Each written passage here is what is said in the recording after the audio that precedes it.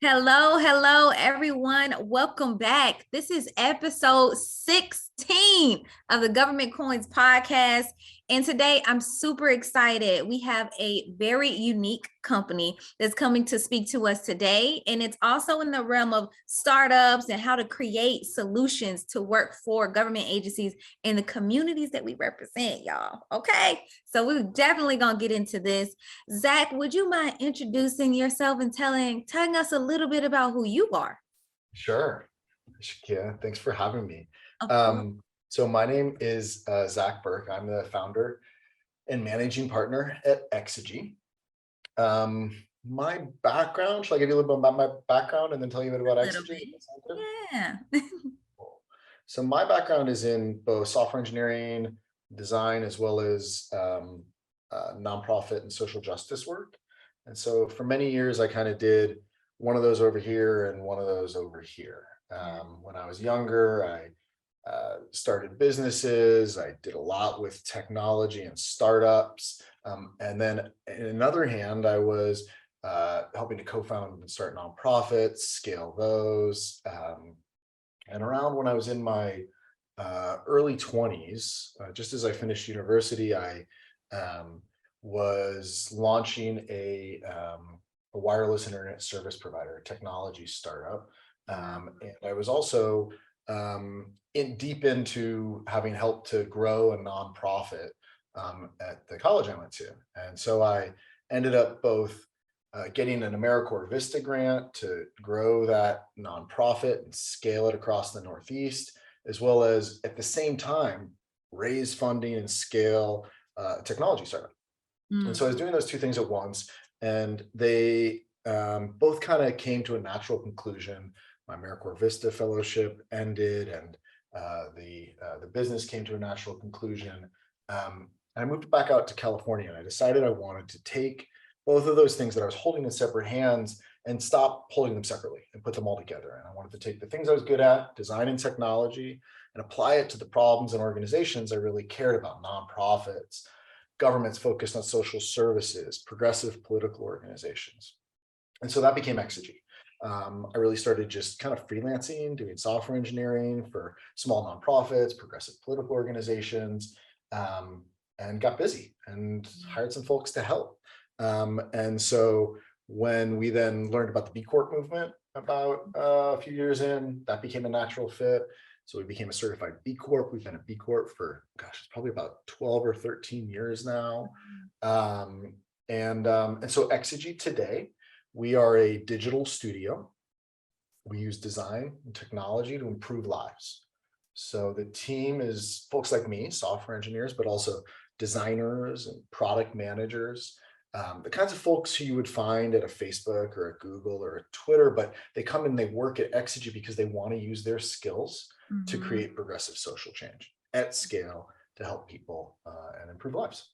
Nice. Now you mentioned something in that, and I kind of wanted you to hit on it a little bit. You talked about the B Corp, and what is a B Corp? Would you mind telling us a little bit about that?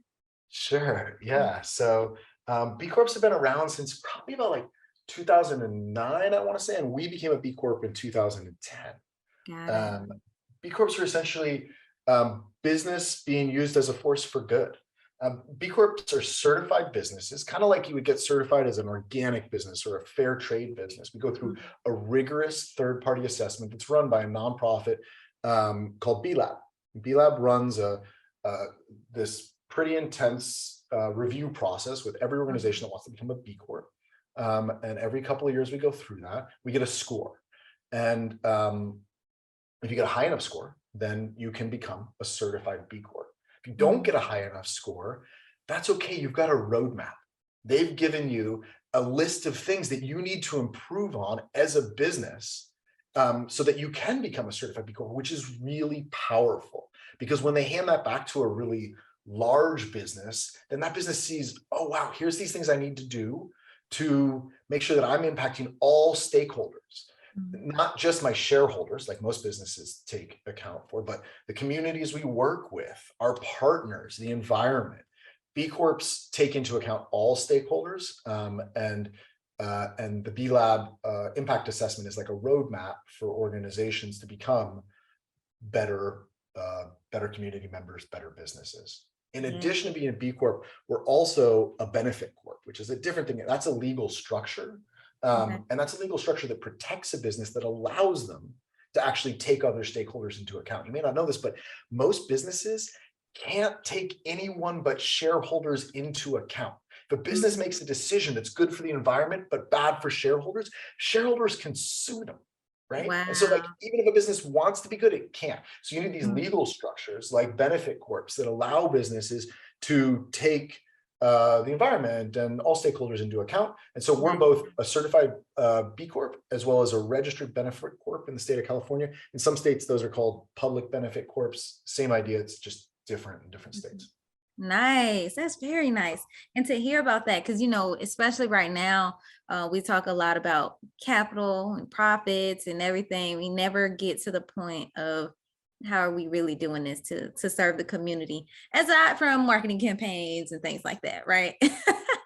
Some nice marketing campaigns. More than just CSR, I think, is Yes. a concise way of describing B Corp. Definitely more than CSR. I like that.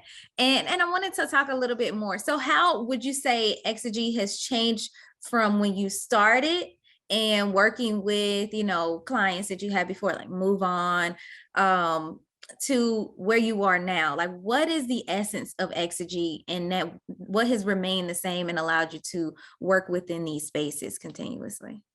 Yeah, thanks for that. Great question.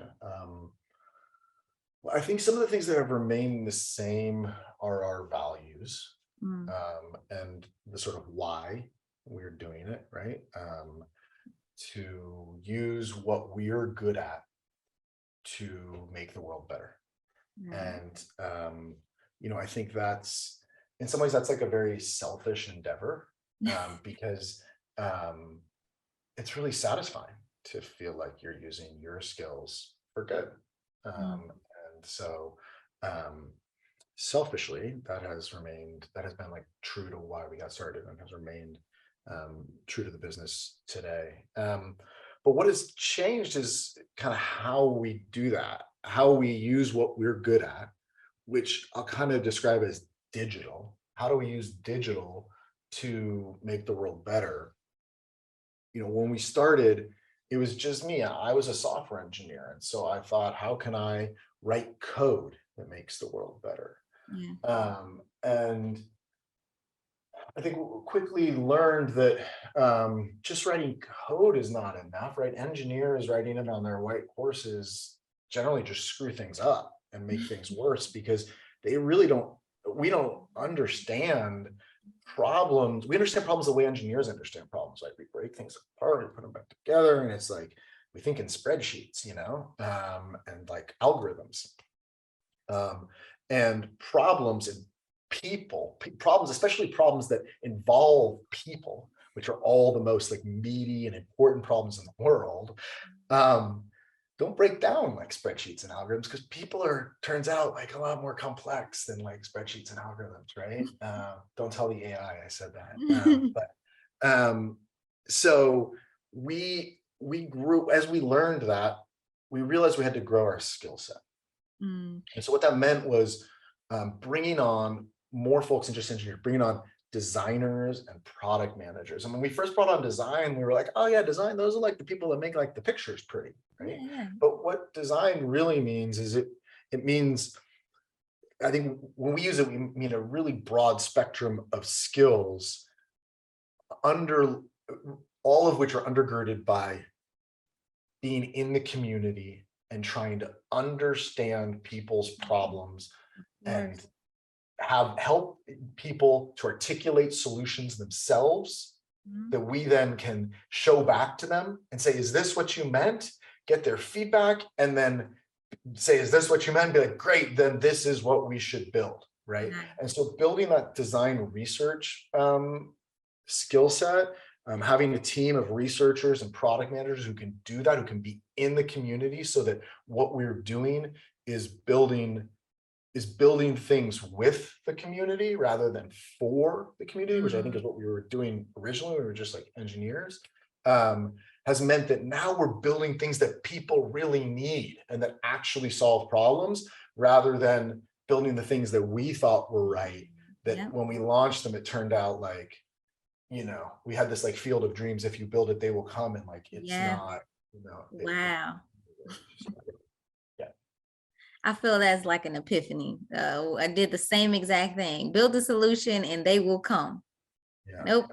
Then you go and then they want something completely different. So I love the fact that, you incorporate that design and community aspect into the developing of the solutions. And so can we talk a little bit about some of the projects that you've worked on? I know that's, just some examples to let people know. Yeah.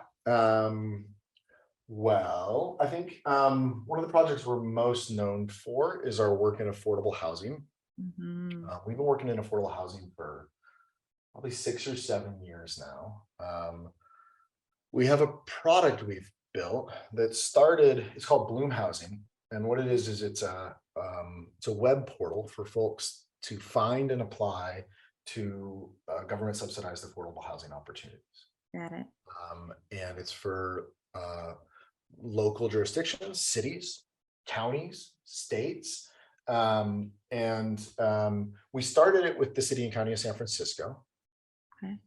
They came out with a RFP that said, hey, we want to build a one-stop shop for affordable housing. And the RFP was like really great because it was not this 200-page list of requirements. It was just, hey, we just want to like go into the community and figure out what they want. Like, would you like to do that with us? And we were like, boom, that's what we want to do. So we raised our hands, we responded, we won.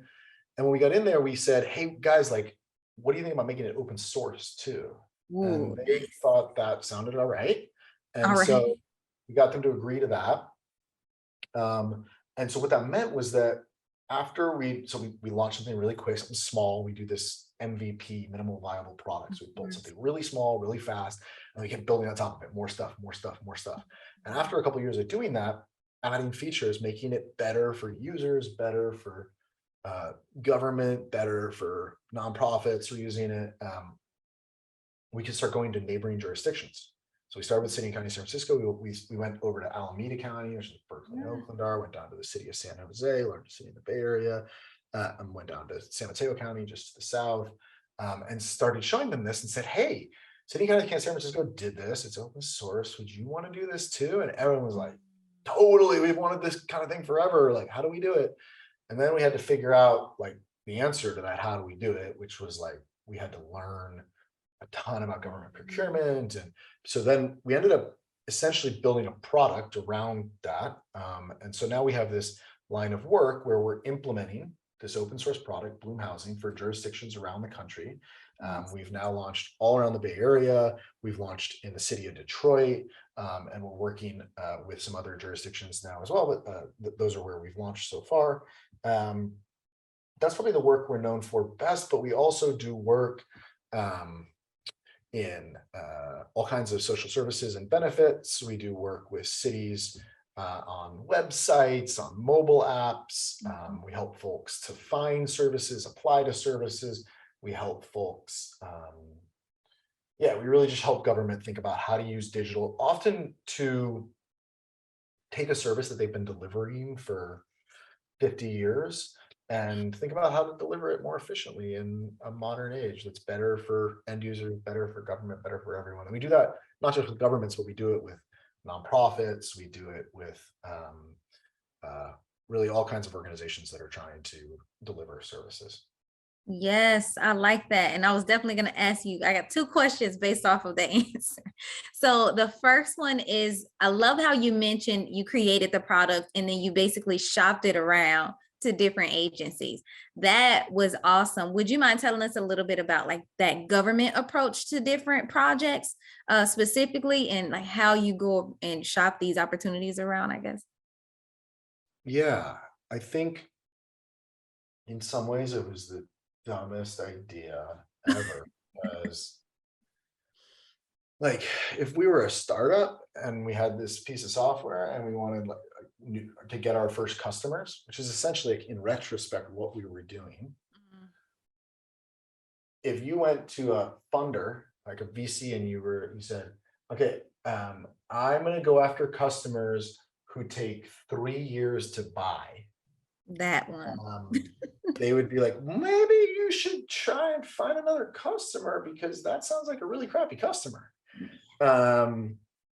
So, I mean, it literally took minimum of 3 years from when we started our first conversations to have our first customers for this product. And, we're talking dozens of presentations and conversations and to get to the point where we could figure out how do we get other governments to use this thing. And we've gotten a little better at it. Like we've learned and gotten some tips and tricks, and I can talk a little bit about that, but it's still a challenge. I mean, I think it's one of the reasons why government doesn't deliver great software often, and is because not a lot of companies want to deliver software for government, because government's not a great customer. It's not a great business model.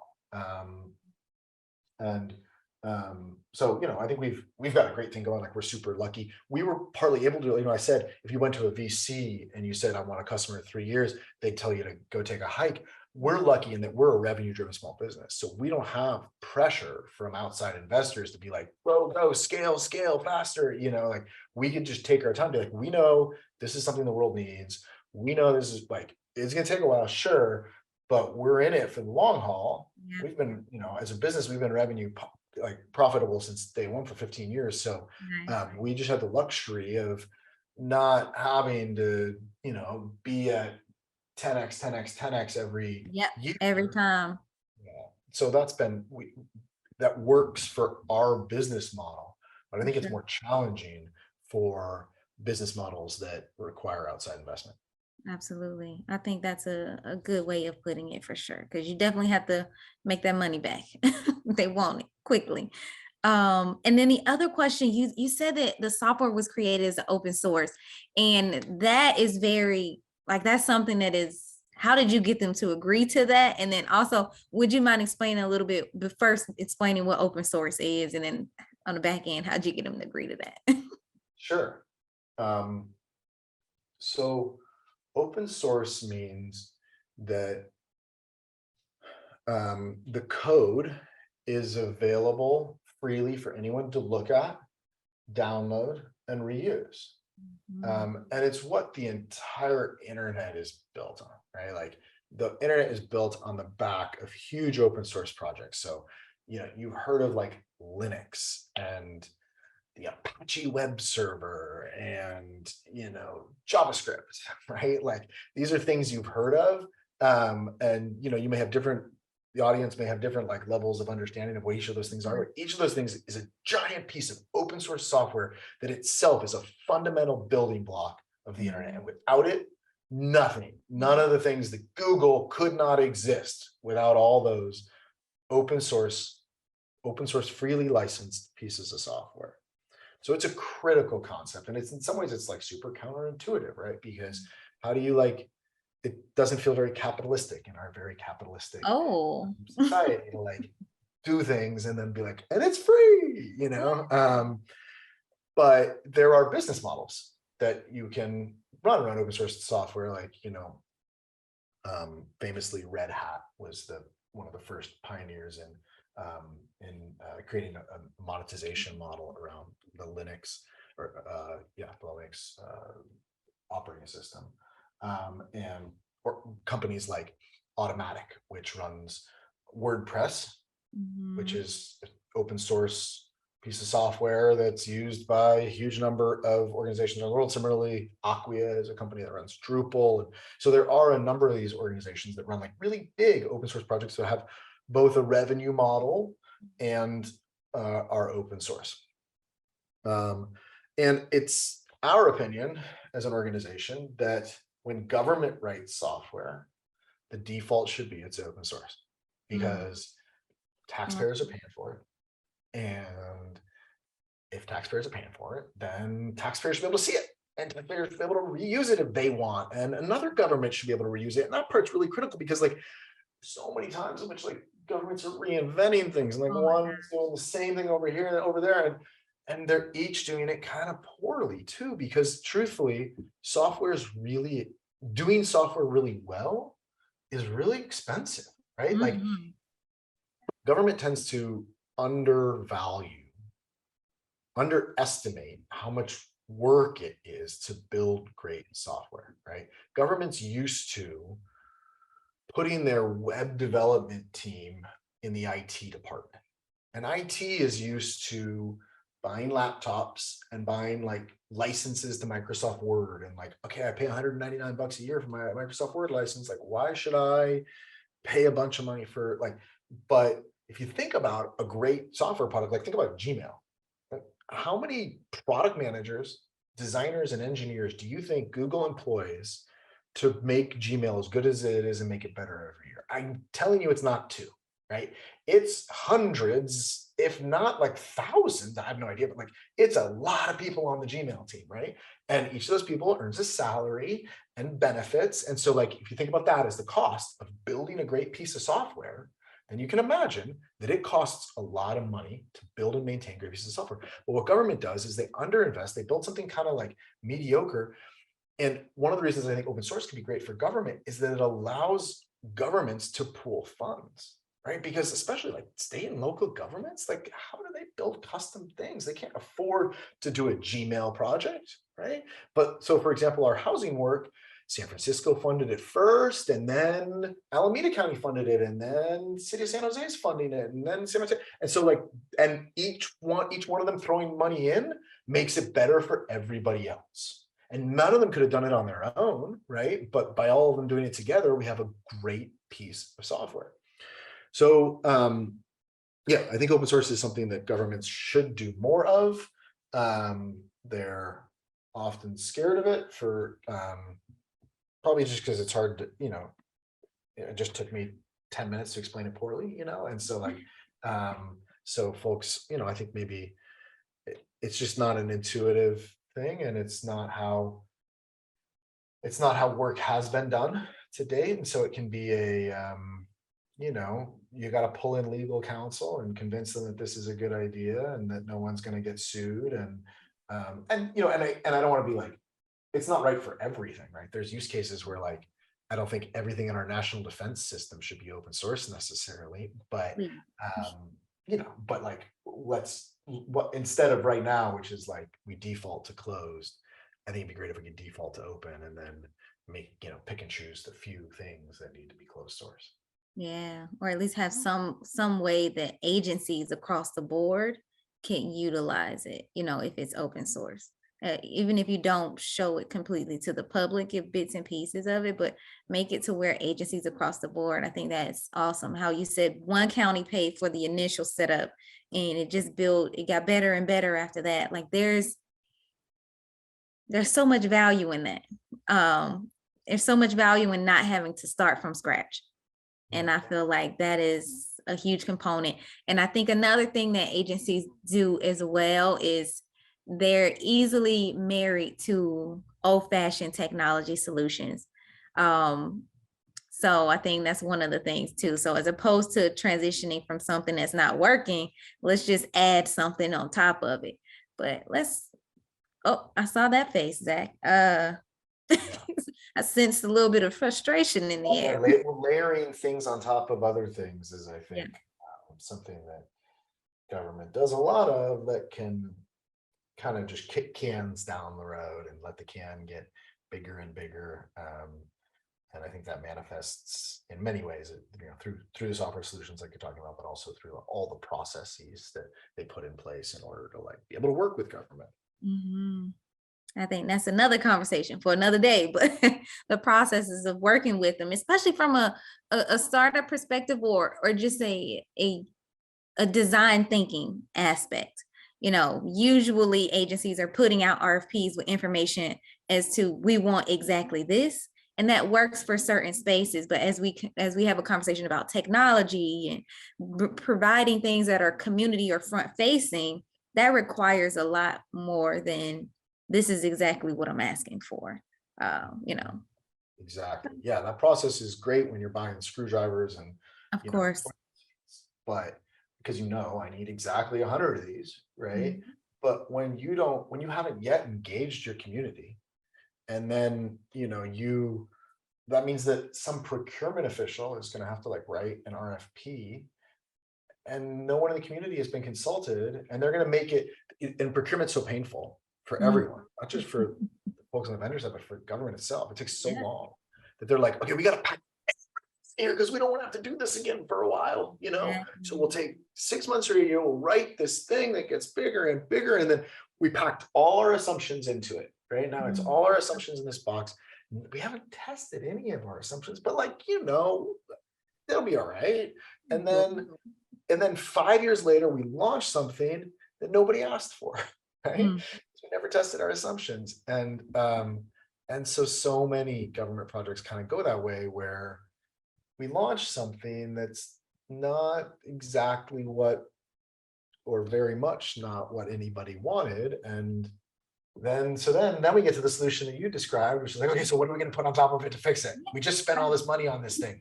Okay, so like, what if we add Oracle? Okay, let's add Oracle. Oh Lord.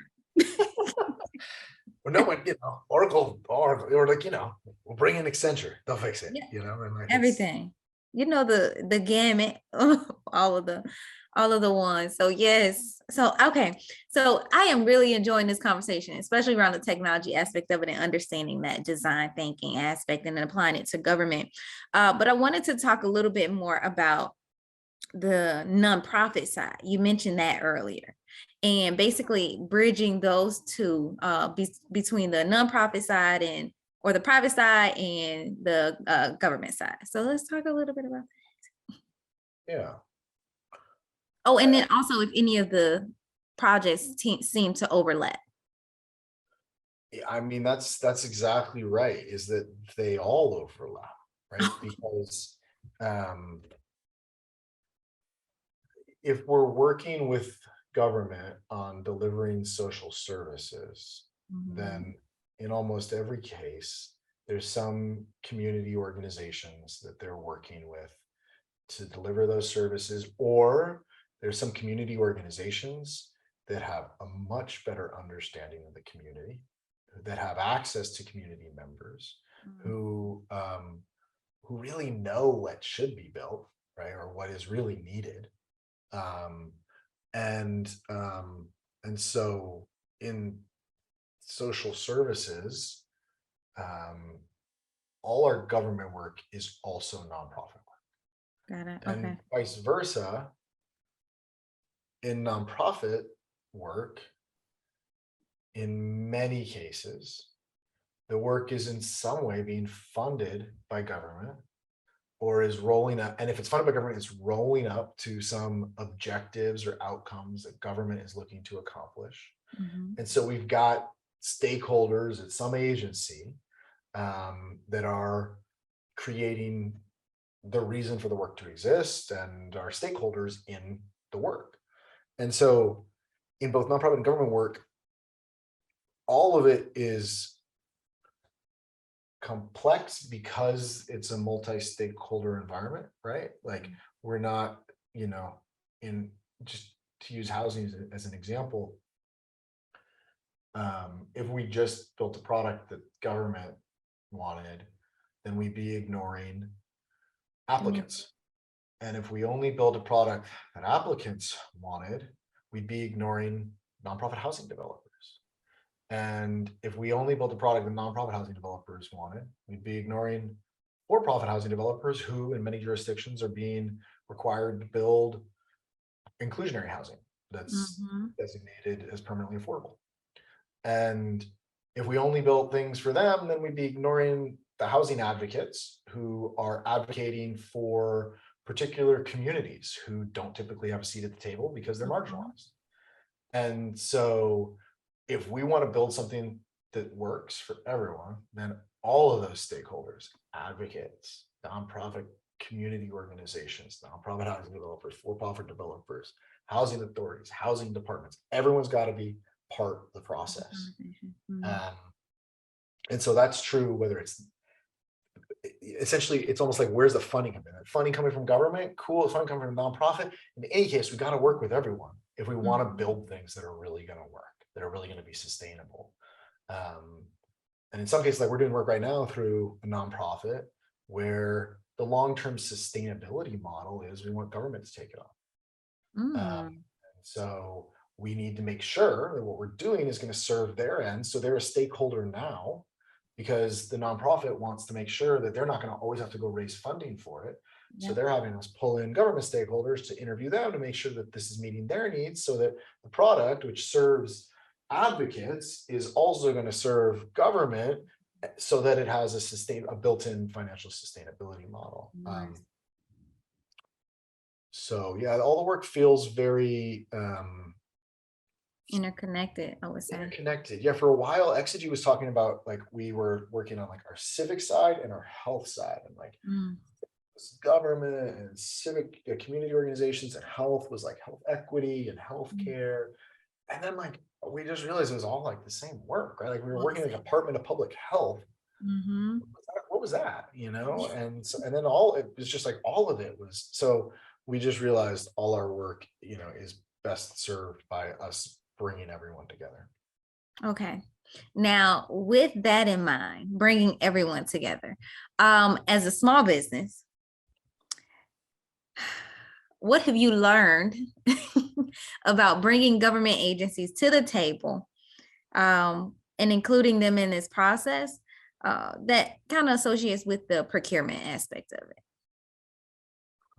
You want to talk about procurement? How much time we have left? Yeah, because like you said earlier, that's like a whole a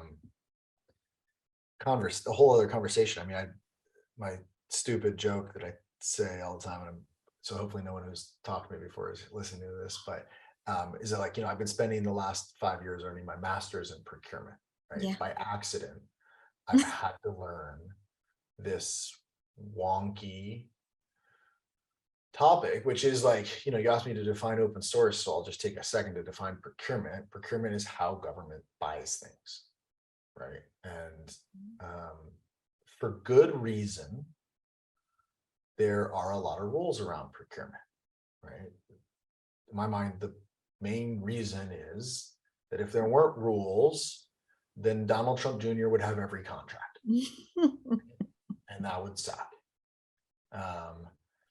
I mean, depending on where you fall, I guess, but I think that would suck. And I want some contracts myself. You want I to said I do too. I want some contracts myself. Like, yeah. Not all for him. So those rules are put in place for good reason, right? Like, you know, we want to make things fair. But as we said earlier, like the layers upon layers upon layers upon layers of rules means that you have to spend 5 years getting your master's in procurement in order to be able to work with government, which is a tremendous barrier to entry, which means that most small businesses give up.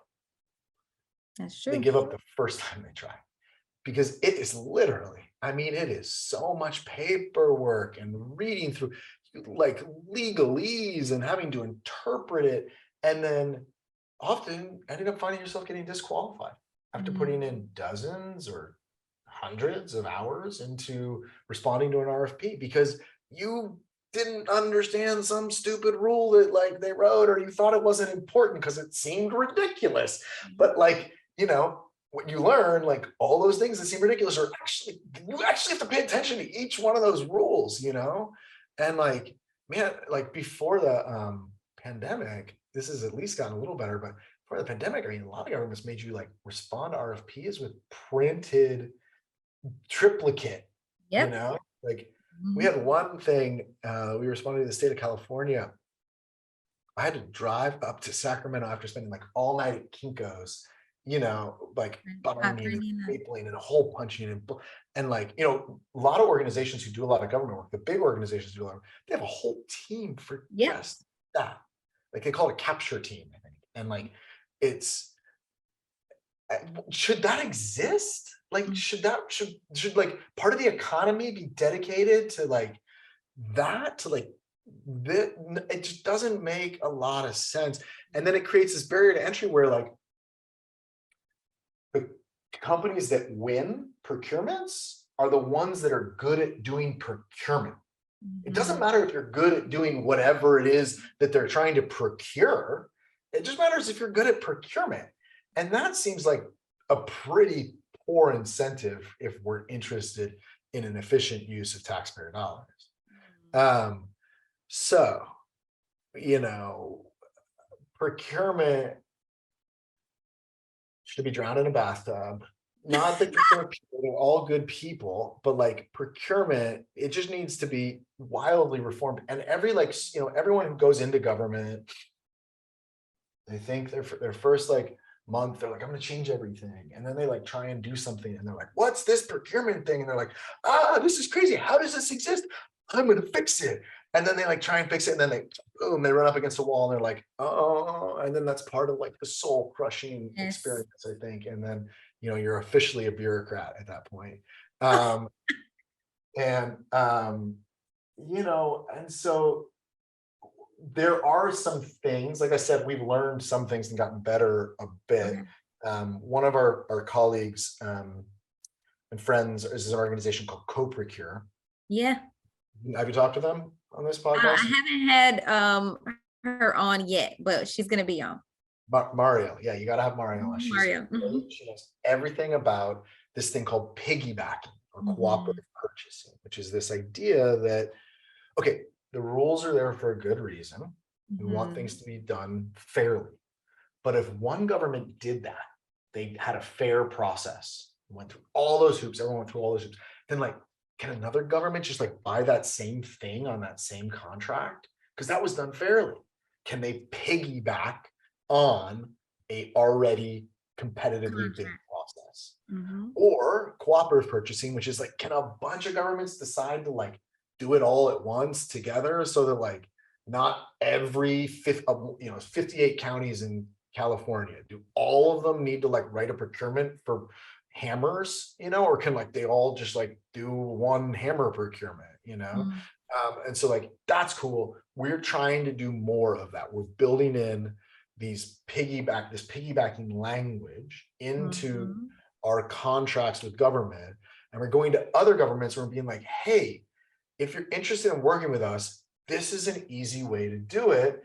Other Mhm. governments have already vetted that we are cool, that we are fair, that our prices are fair. So like you could just use their contract, and we're not getting a ton of traction with it, but it's getting more and more. Like I think I just really want Mariel to like, and here to like get everyone to drink that Kool-Aid, because it's going to make government better.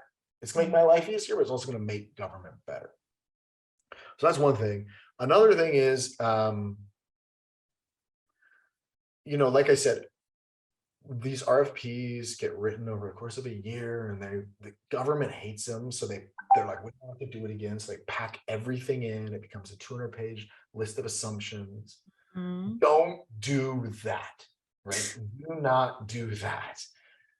Build in a phased approach where the first phase is, let's figure out what we're going to do after that, right? Like we call, in the private sector, we call it discovery, right? So build Discovery. in discovery and a big phase like that. It's the most important thing you're going Well, to do. yeah. So like build it in, pay for it, budget for it, and build your procurement so that like you don't have to then stop after discovery and then go do another procurement, like Mhm. build it in so you can just go straight from phase one where you figure out what you're going to do into phase two.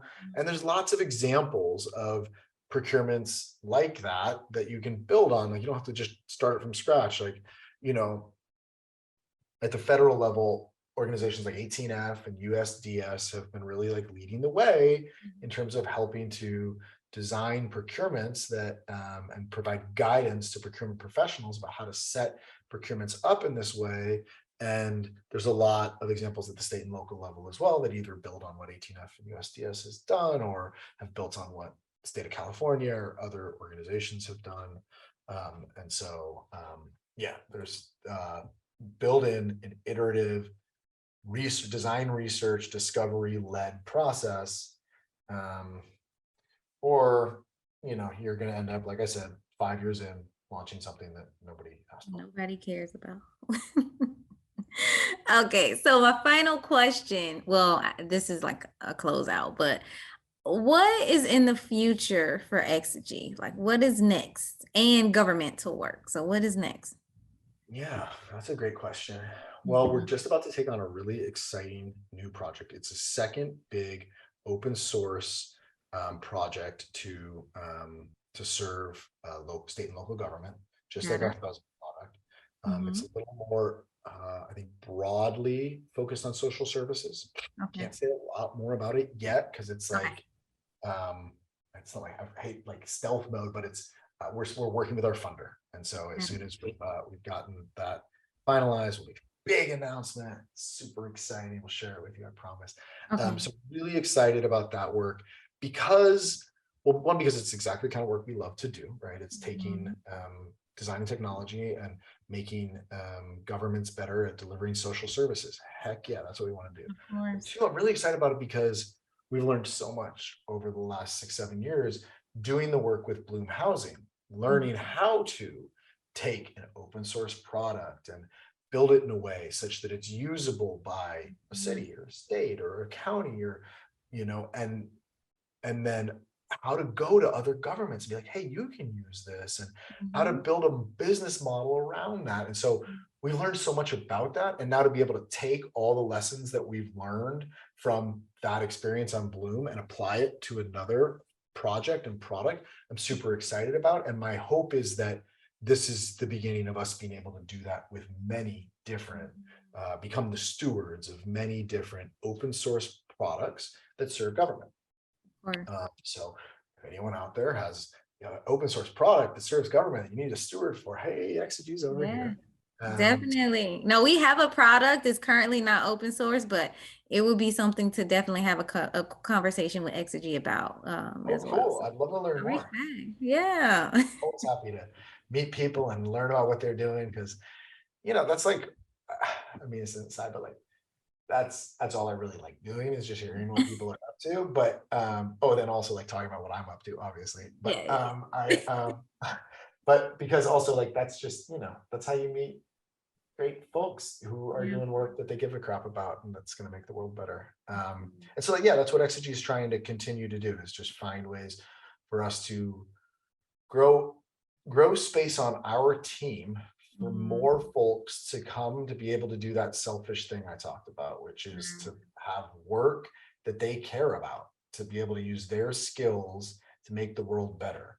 And so if Exygy grows, we have more seats at the table for more people to come and do that.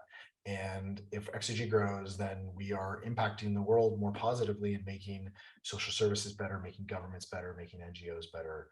And, you know, I think my belief has always been that technology can be a profound force for good. Of course. We have certainly seen a lot of examples to the contrary over the past few years, but I still believe that there is a lot of room for technologists, designers, folks who are sort of like infrastructuralists, those of us who really digital, to help organizations get better to deliver critical services more efficiently and effectively.